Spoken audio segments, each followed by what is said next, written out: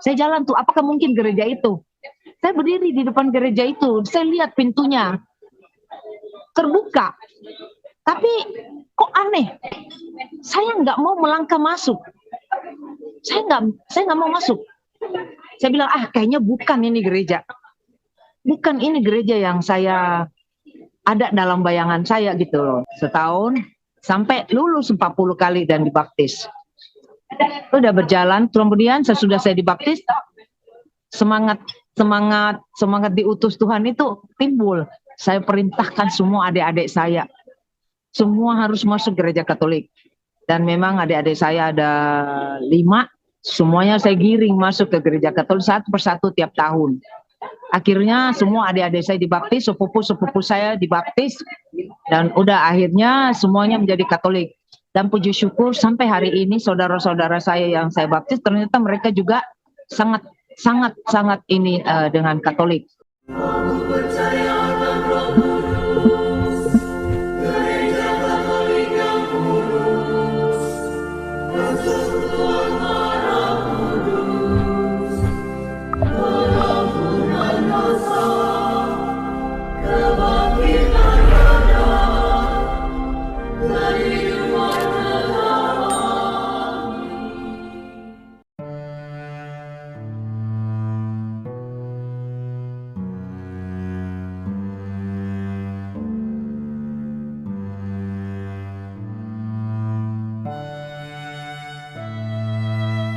Salve sahabat Katoliku keren, kembali lagi dalam program Cerita Katoliku. Pada episode ke-9 ini, kita sudah kedatangan narasumber yaitu Tante Catherine dari Australia. Ya, salve Tante Catherine. Semoga dalam keadaan baik.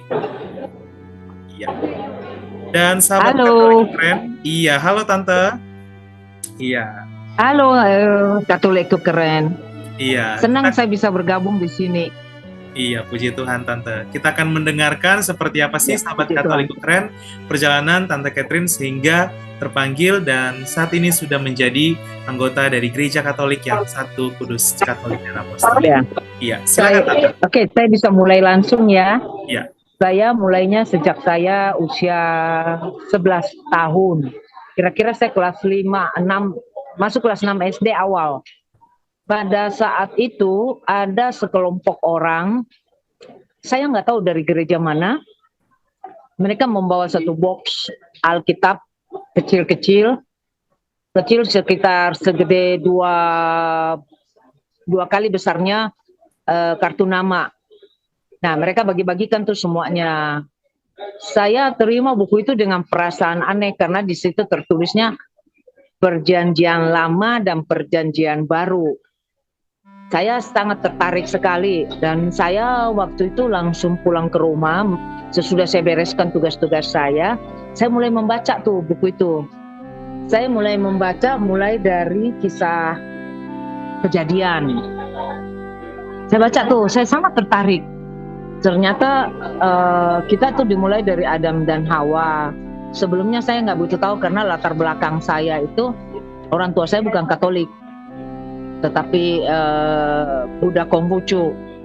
Jadi mereka tidak pernah juga mengajarkan kami tentang bagaimana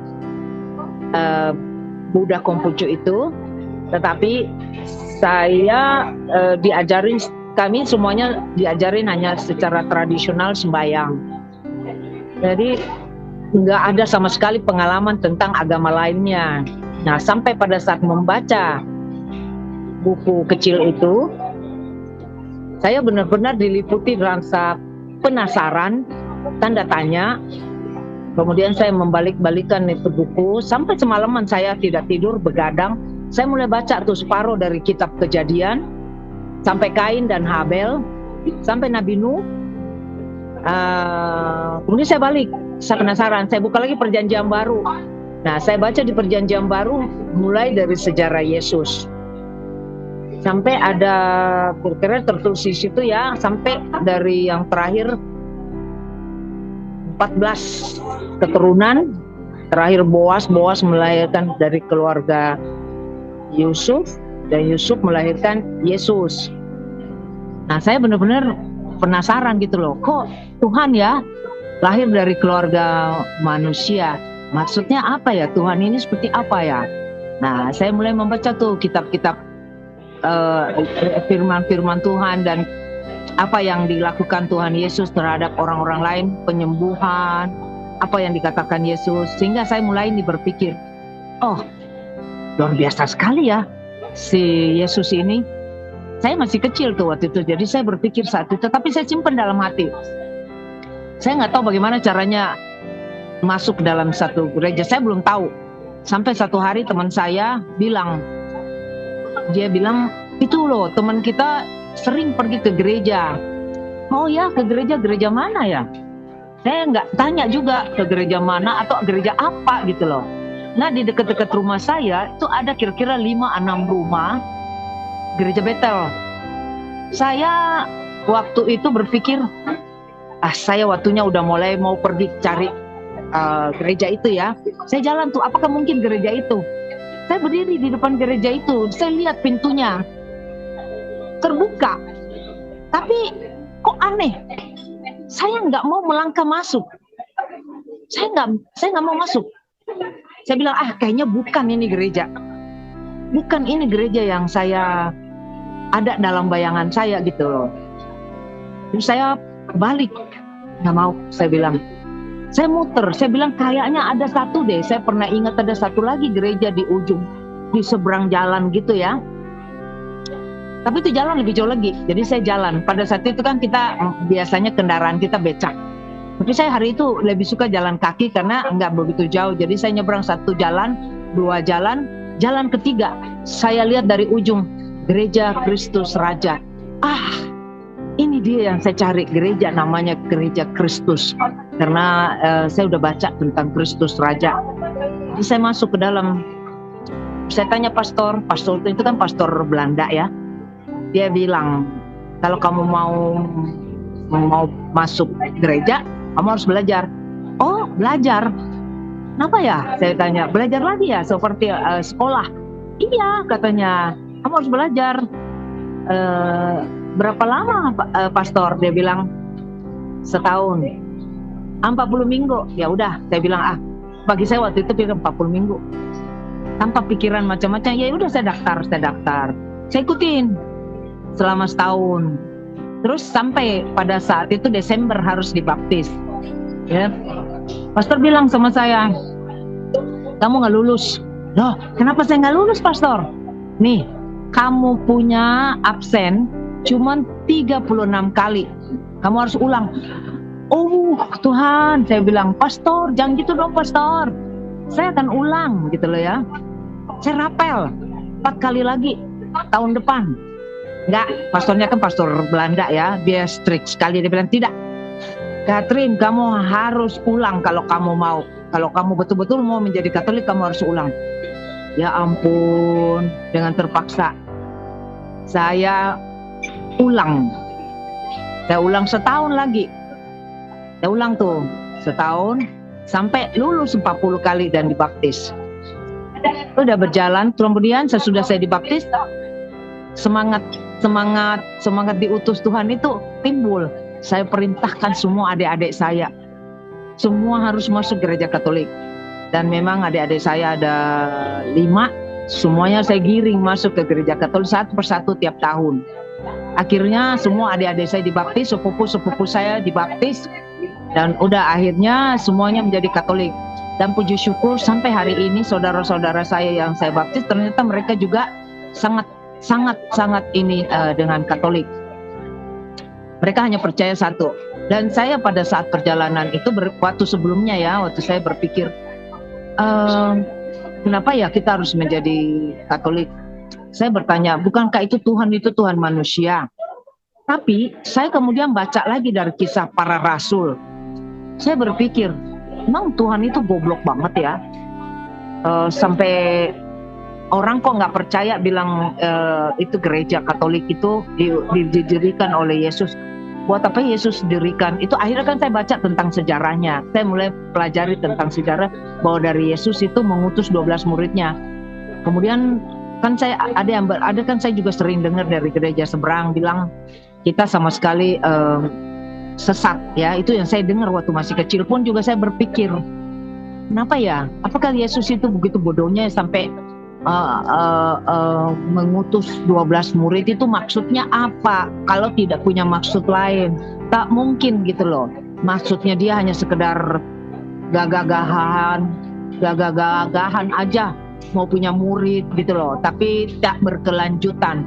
Kenyataan, saya sangat bangga gereja Katolik dari awal, dari nol, sejak wafatnya Yesus sampai hari ini sudah 2023. Berarti gereja ini benar seperti di dalam Matius 16, 17, 18 bahwa di tangannya Petruslah didirikan gereja itu. Akhirnya saya berpikir seperti para rasul itu, Yesus memang mengutus Petrus. Jadi semakin kuat akar saya mendalami gereja Katolik sampai benar-benar, walaupun saya mencari jodoh.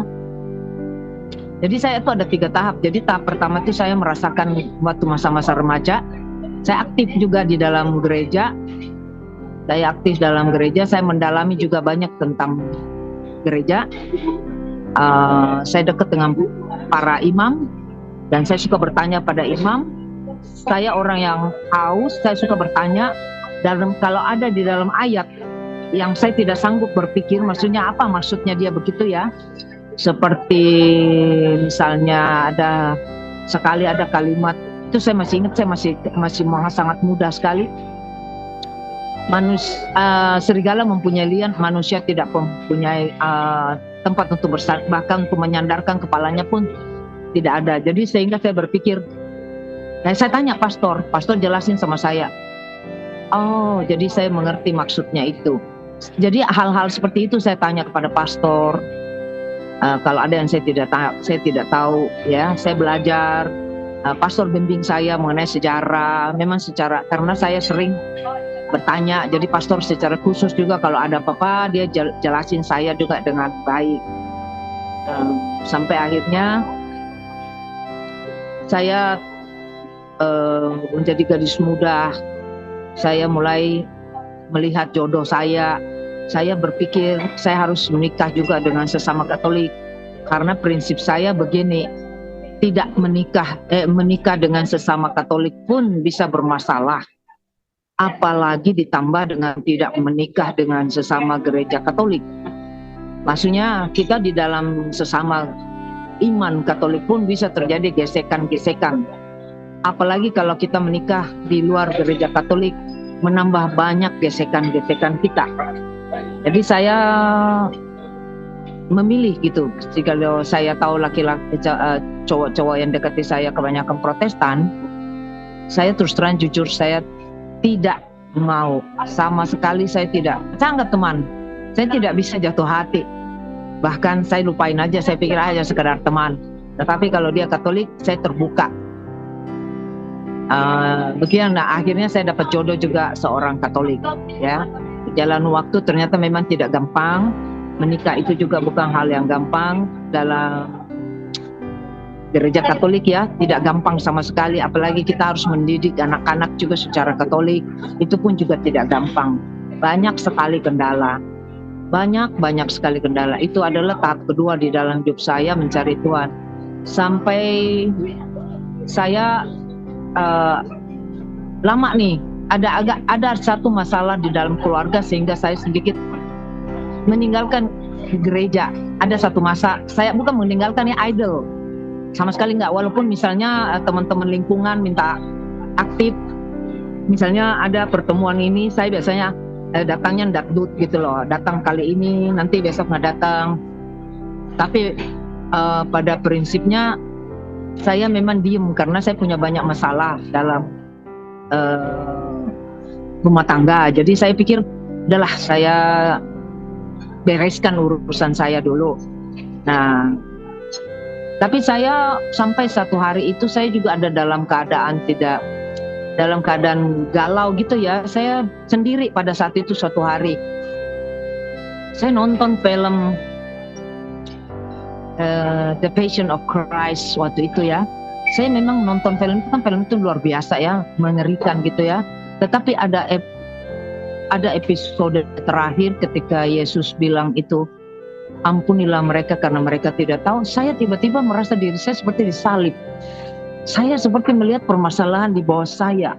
Saya melihat seperti, oh ya, orang-orang yang menyakiti saya, yang mengkhianati saya, yang pokoknya intinya tuh bukan mereka yang bersalah.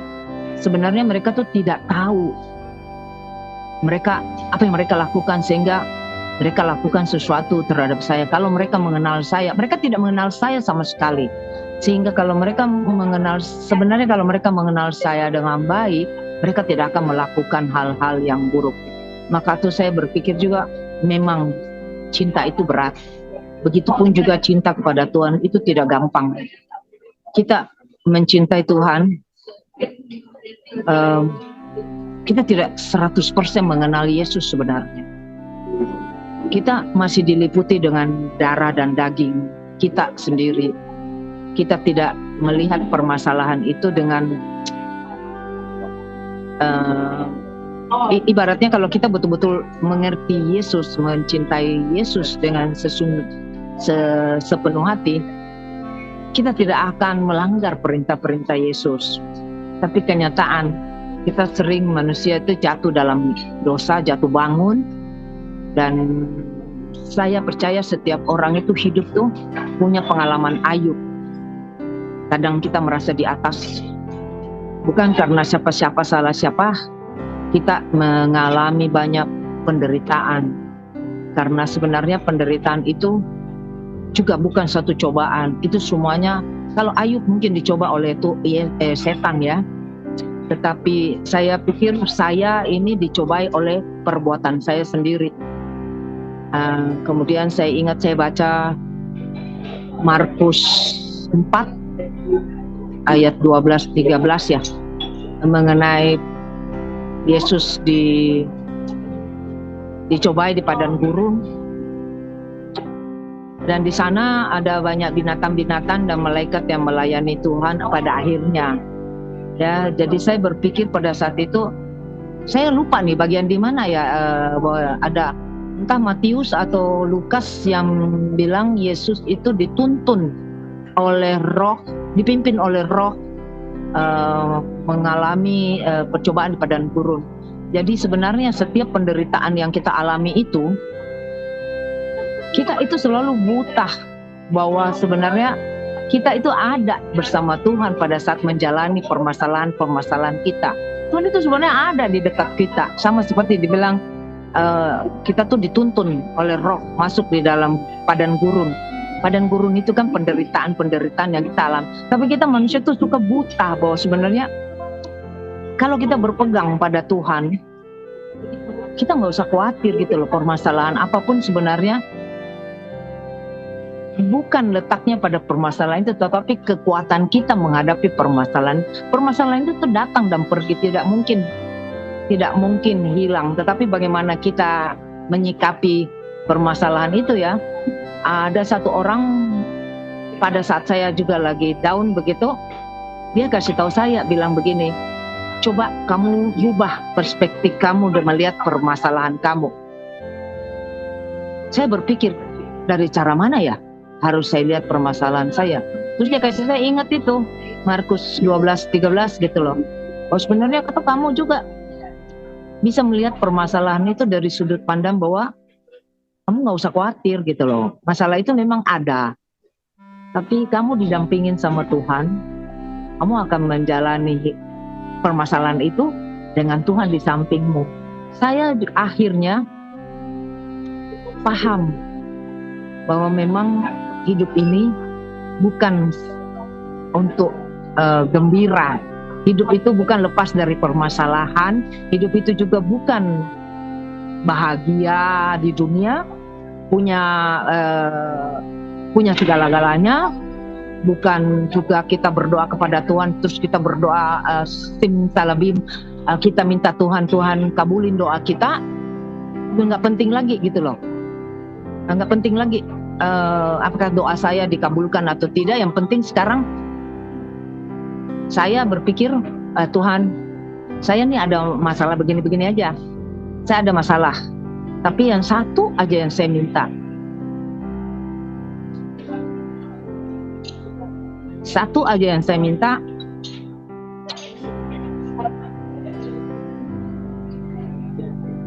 asal Tuhan itu dekat dengan saya, asal saya bergantung, berpegang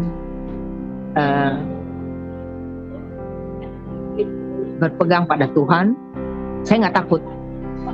Masalah apapun juga saya nggak akan takut. Apalagi setelah semalam juga saya sering membaca gitu ya, nggak tahu deh apa. Kadang-kadang kan kita dalam keadaan ada sesuatu yang dipikirin, terus kita pikir masalah gitu. Ternyata kita nggak perlu khawatir gitu loh. Memang benar. Akhirnya saya suka bilang sama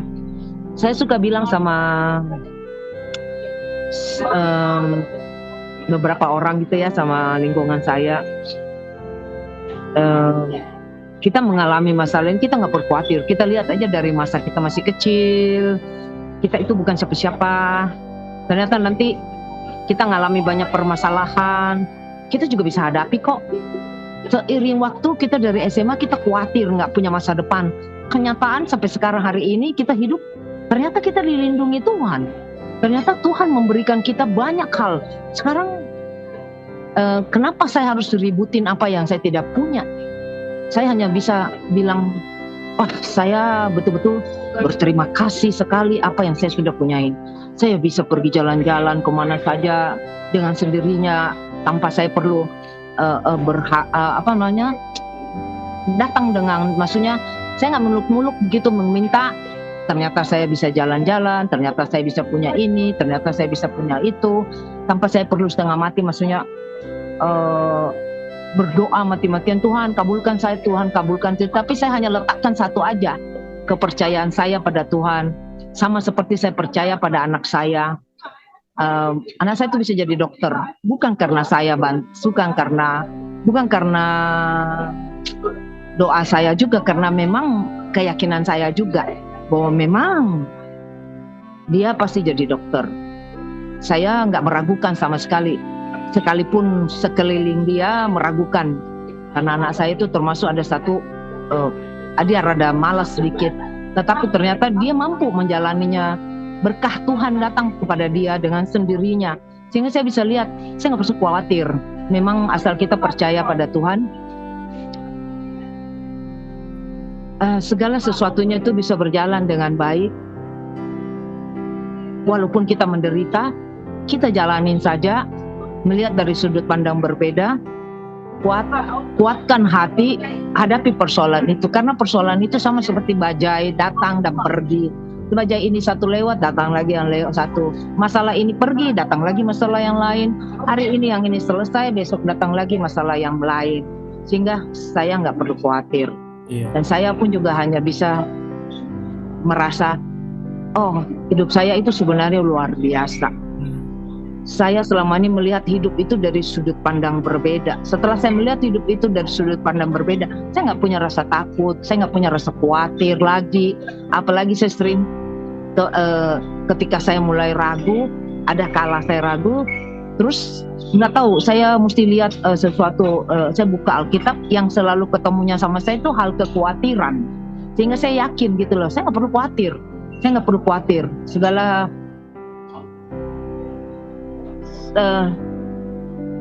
apalagi setelah saya tinggal sebelumnya kan COVID ya, saya itu tinggal di Indonesia, tiba-tiba COVID saya nggak bisa pulang, sehingga saya nggak bisa pulang, saya memutuskan tinggal di Australia. Kemudian saya bekerja paruh waktu gitu di satu dunia yang saya bilang dunia yang sunyi, itu adalah merawat orang tua. Ya, saya melihat di situ pada akhirnya kita itu betul-betul nobody. Kita lahir sebagai bayi, kita tumbuh besar sebagai anak muda dengan kekuatan dan kegagahan dan kesombongan kita, dengan kebanggaan kita yang luar biasa. Kita bangga memiliki ini itu. Ternyata pada saat kita hari tua, kita tuh hanya seonggok satu manusia yang sama sekali tak berdaya, kembali lagi seperti bayi. Kita sangat membutuhkan orang lain. Disitulah saatnya juga kita berpikir, hidup kita ini bukan semata-mata bukan semata-mata kita bergantung pada dunia, bergantung pada ekonomi. Walaupun kita punya ekonomi bagus, kenyataan kita setelah kita tua, kita sangat membutuhkan orang-orang di sekeliling kita. Dan orang-orang tua itu membutuhkan kita banyak hal, dan itu refleksikan kepada diri kita sendiri bahwa kita sejak awal sadar membutuhkan Tuhan. Dengan kesabaran, saya ingat nenek saya yang masih muda, 60 tahunan, mulai masuk ke dalam satu agama lebih dalam. Ternyata dia bisa mati dengan damai. Sementara saya masih punya nenek yang satu yang sama sekali tidak mengenal Tuhan, matinya tersiksa. Sementara di tempat saya bekerja, saya pun melihat banyak orang-orang tua yang kalau mereka dengan sabar, pasrah, artinya mereka udah siap kapan dipanggil Tuhan. Mereka seperti 5 gadis bodoh dan 5 gadis pintar. Matius 25 ya. Mereka adalah gadis pintar yang mempersiapkan diri, jadi pada saat dipanggil mereka juga udah siap. Mereka udah berjaga-jaga. Jadi pada saat kematian itu datang yang bagaikan pencuri itu, mereka udah nggak khawatir, mereka udah tahu. Maka saya juga berpikir, saya juga mau seperti itu. Sejak dini kita bersiap-siap, berjaga-jaga. Itu bukan hubungan kita hanya semata-mata dengan manusia, tetapi hubungan kita lah dengan Tuhan yang paling penting.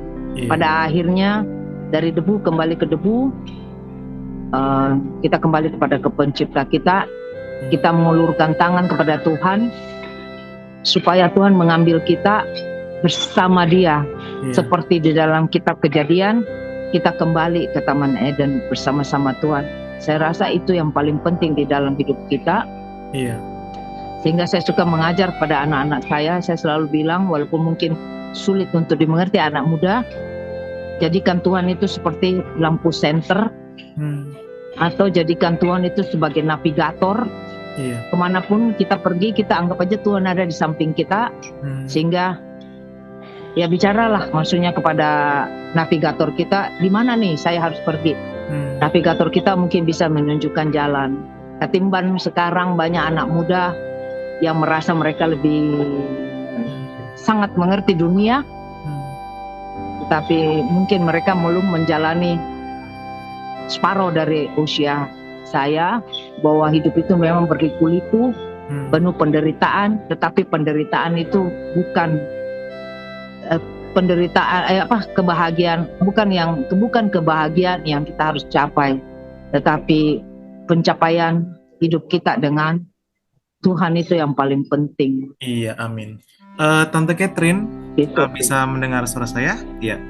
Tante, terima kasih banyak untuk sharingnya, perjalanan yang sungguh sangat luar biasa dan sangat meneguhkan.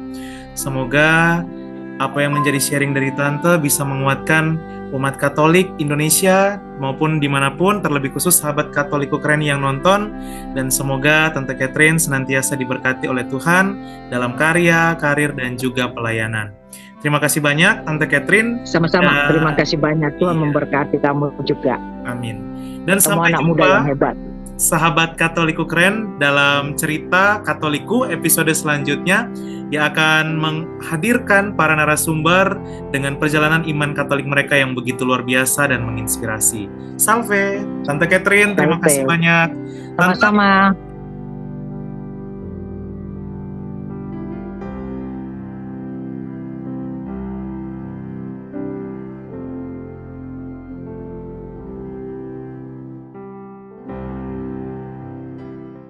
Keluarga kami dibangun dari berbagai bangsa, baik orang tua maupun muda, kaya dan miskin, pria dan wanita, orang yang berdosa maupun yang kudus. Keluarga kami selama berabad-abad telah ada di dunia ini. Dengan rahmat Tuhan, kami membangun rumah sakit dan merawat orang sakit. Membangun panti-panti asuhan untuk membantu orang miskin. Kami adalah organisasi berbasis keagamaan terbesar di dunia, memberikan penghiburan bagi mereka yang membutuhkan. Kami mendidik lebih banyak orang dibandingkan organisasi lain. Kamilah yang mengembangkan metode ilmiah dengan pembuktian yang ilmiah juga. Kami mengembangkan sistem pendidikan dunia dan memperjuangkan hak dalam kehidupan setiap manusia maupun juga dalam pernikahan dan keluarga. Banyak kota di dunia diberi nama orang kudus kami menjadi inspirasi atas jalan suci mereka. Dibimbing oleh Roh Kudus, kamilah yang membuat Alkitab dan melestarikan tradisi suci. Roh Kuduslah yang masih terus membimbing kami hingga lebih dari 2000 tahun. Kami adalah Gereja Katolik. Dengan jumlah anggota keluarga lebih dari 1 miliar memberikan sakramen sebagai pemenuhan hidup iman Kristiani. Selama berabad-abad kami selalu berdoa untukmu dan juga untuk dunia setiap jam dan setiap hari dalam misa yang kudus. Yesus sendirilah yang mendirikan gereja kami ketika ia mengatakan kepada Petrus, pemimpin gereja Katolik pertama, "Engkau adalah Petrus dan di atas batu karang ini akan kudirikan gerejaku." Selama 2000 tahun kami memiliki garis kepemimpinan yang tak terputus, yang membimbing gereja Katolik untuk mengasihi dunia yang saling melukai di dalam dunia yang dipenuhi kekacauan dan luka. Sungguh meneguhkan jika kami mengetahui bahwa ada yang tetap berada dalam kebenaran sejati yang kuat, yaitu iman Katolik. Cinta kasih yang kekal dari Tuhan dianugerahkan kepada seluruh ciptaannya. Jika Anda jauh dari gereja Katolik, kami mengajak Anda untuk mengunjungi gereja Katolik hari ini karena kami selalu terbuka. Kami adalah keluarga besar yang dipersatukan oleh Yesus Kristus yang adalah Tuhan dan Juru Selamat kami. Kami adalah gereja Katolik, selamat datang kembali ke rumah yang sejati.